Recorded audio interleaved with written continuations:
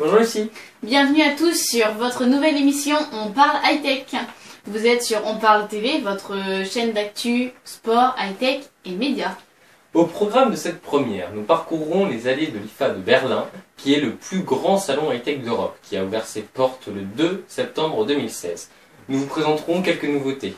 Ensuite, nous partirons vers San Francisco, où nous parlerons des dernières nouveautés présentées lors de la keynote d'Apple. A tout de suite sur On parle high-tech.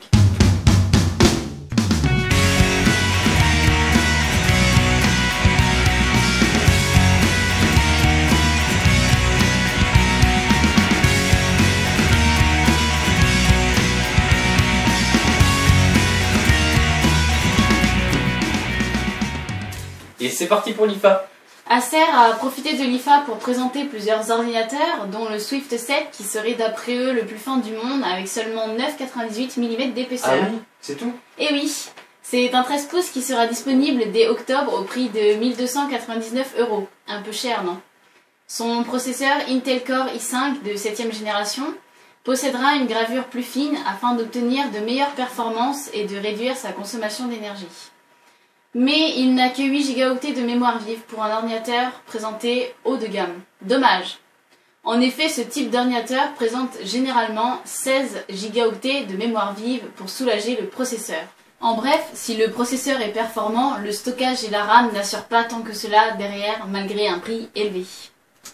Il y a aussi la première TV OLED de Philips. L'OLED a de nombreux avantages, comme une plus large palette de toutes couleurs que sur les téléviseurs LED classiques, ainsi qu'un contraste infini et un noir plus noir. C'est quand même pas beau ça.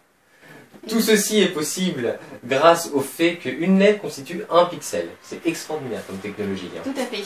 Cette Smart TV est équipée de son système Ambilight, c'est-à-dire que vous aurez des LED situés derrière la télévision qui projettent sur le mur et agrandissent l'image.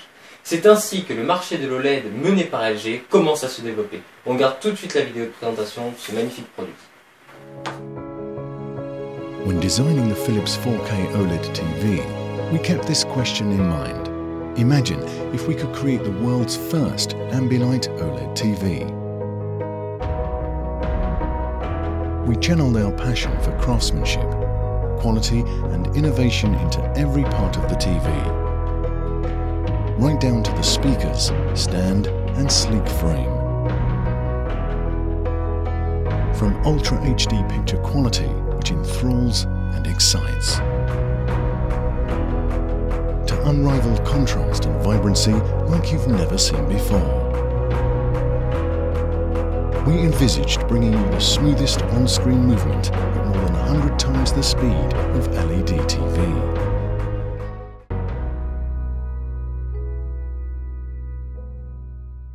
On peut continuer avec le Predator 21X, ordinateur transportable dédié aux gamers.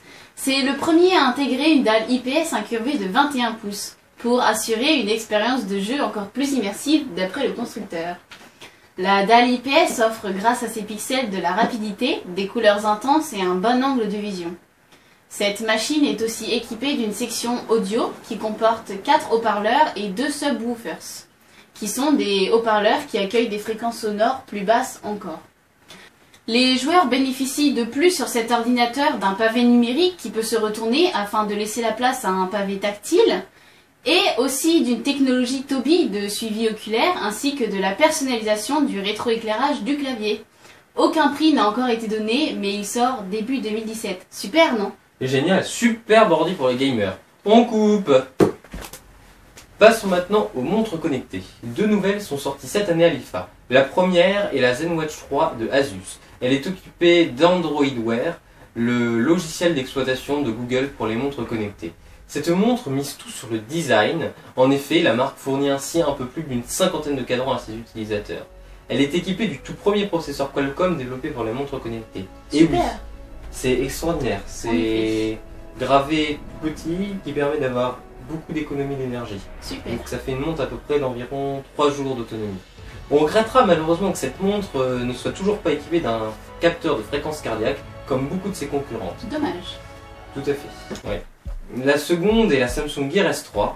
2 modèles nous sont proposés par la marque. La première est appelée la classique et la seconde est appelée Frontier. Ces deux montres sont équipées de Tizen OS, l'OS maison de Samsung.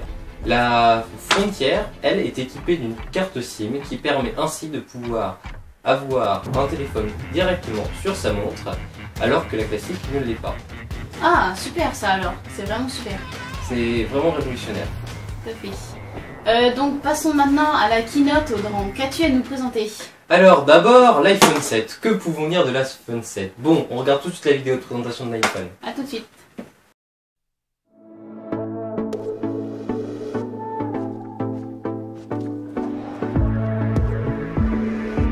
This is iPhone 7. It makes all the things you do with your iPhone better, faster, and more powerful. Two new finishes, black and jet black, highlight its seamless design. A new camera captures shots you never could before. Alors, cet iPhone 7, il a, comme vous avez pu le voir, un tout léger nouveau design. Il est équipé d'un nouvel appareil photo ayant une stabilisation optique et étant équipé de 12 mégapixels. Pour le modèle le plus haut de gamme, il est équipé d'un zoom optique pouvant atteindre un zoom de 10.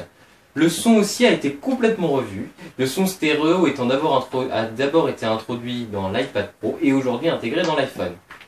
Cet iPhone a aussi un nouveau processeur, comme à l'habitude. Le processeur maintenant s'appelle A10, donc il sera 2 fois plus puissant que l'iPhone 6S et sera aussi beaucoup plus autonome. L'étanchéité aussi arrive sur l'iPhone actuellement, et le grand débat a été aussi est-ce que Apple va retirer la prise jack de cet iPhone? Et oui, nous avons eu la réponse. Apple met fin au règne jack. Mais pas de panique, Apple a tout prévu. Vous aurez des adaptateurs jack dans les boîtes et vous pourrez aussi avoir le plaisir de dépenser 179 € pour acquérir les AirPods. Et oui, nous allons donc aborder un projet qui fait sensation, les nouveaux écouteurs d'Apple, les AirPods. On regarde tout de suite une petite visualisation de ceci.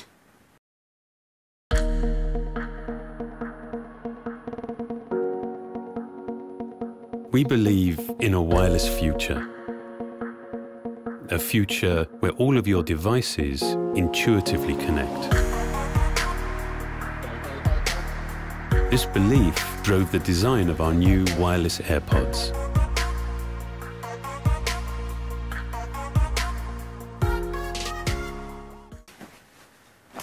Ce sont leurs premiers écouteurs sans fil, donc Bluetooth. Ils ont une nouvelle puce se nommant W1 qui offre une connexion plus fiable et constante, accompagnée d'un micro qui donne une écoute intelligente et économe. Des capteurs sont aussi intégrés. Premièrement, des capteurs infrarouges qui détectent quand ils sont aux oreilles pour lancer l'écoute, ainsi que d'autres capteurs pour les micros qui réduisent le bruit environnant et qui reconnaissent la voix. Ce qui, grâce à un double toucher comme ceci, permettent d'accéder directement à Siri sans ouvrir le téléphone. Les AirPods chargent 15 minutes dans un boîtier pour 3 heures d'autonomie. Ils peuvent aller jusqu'à 5 heures. La charge a donc l'air plutôt rapide et j'ai envie de dire heureusement. Oui, tout à fait. Vous, qu'en pensez-vous de ces AirPods? Le seul point qui me dérange personnellement, c'est la forme qui me paraît pas très esthétique avec l'embout qui dépasse et qui peut s'accrocher par exemple pour les filles avec les cheveux. Et tomber donc sans s'en apercevoir, donc pour le prix, c'est embêtant. Et toi, t'en penses quoi? Moi je trouve que c'est quand même une technologie révolutionnaire d'avoir deux écouteurs séparés sans fil. Et malheureusement, je trouve que le prix est encore bien trop cher chez Apple. C'est comme le cas de l'Apple Watch, l'Apple Watch série 2 qui est sorti lors de la keynote. On regrettera son manque de nouveautés. Hormis son étanchéité et son processeur plus puissant, aucune autre nouveauté n'est à l'horizon. Toutes ces technos auraient pu être mises dans le premier modèle, c'est qui est d'autant plus regrettable. Malgré tout, on peut dire quand même que cette montre reste la meilleure smartwatch du marché. Et on peut féliciter Apple pour ça. Tout à fait. Je pense aussi qu'elle manque d'originalité, mais ça reste quand même la meilleure. Tout à fait. Donc, merci à vous de nous suivre et de croire en notre projet. N'hésitez pas à liker, commenter et partager les vidéos. Rappelez-vous, On Parle TV, c'est votre chaîne d'info qui vous informe sur vos sujets préférés. Soyez acteurs de On Parle TV et proposez-nous vos sujets. À très bientôt. On se retrouve la semaine prochaine pour la deuxième de On Parle Média.